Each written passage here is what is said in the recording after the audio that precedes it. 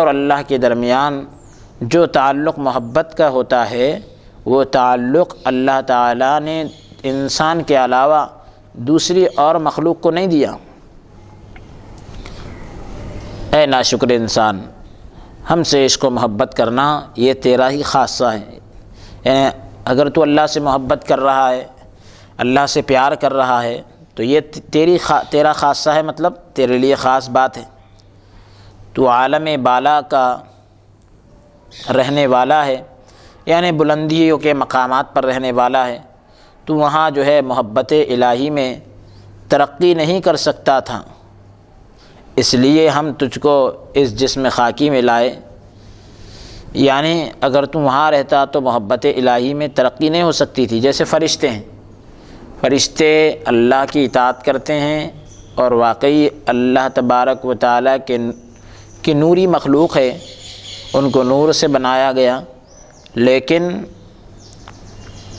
آپ یہ دیکھیں کہ فرشتوں کا ایمان ایک ہی جیسا رہتا ہے، ایک ہی مقام پر رک جاتا ہے، نہ گھٹتا ہے اور نہ بڑھتا ہے۔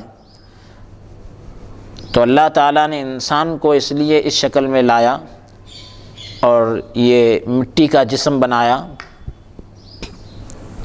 کہ انسان کی ترقی کی کوئی انتہا نہ ہو، بلکہ وہ ترقی کرتا چلا جائے۔ جسم خاکی یعنی یہ مٹی والا جسم، اس کی مناسبت سے تیرے میں یعنی تجھ میں نفس اور دل پیدا ہوا۔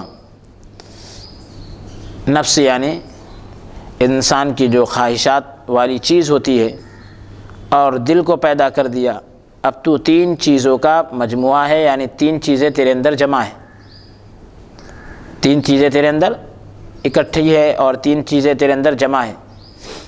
پہلی چیز کیا ہے؟ روح انسانی، اور دوسری چیز ہے نفس، اور تیسری چیز ہے دل۔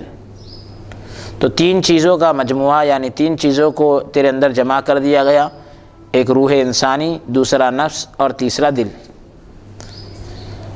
تمام عالم پر نظر ڈال کر دیکھو، یعنی تمام عالم کو دیکھو، پوری دنیا کے اوپر آپ نظر ڈال کر دیکھو تو تم کو معلوم ہوگا کہ خدا تعالیٰ جس چیز کو بھی پیدا کیا، یعنی اللہ رب العزت نے جس چیز کو بھی پیدا کیا اس کے مناسب اس کی غذا بھی پیدا کیا۔ شیر کو پیدا کیا تو اس کے مناسب اس کی غذا گوشت کو بنا دیا، وہ جب کھائے گا تو گوشت ہی کھائے گا۔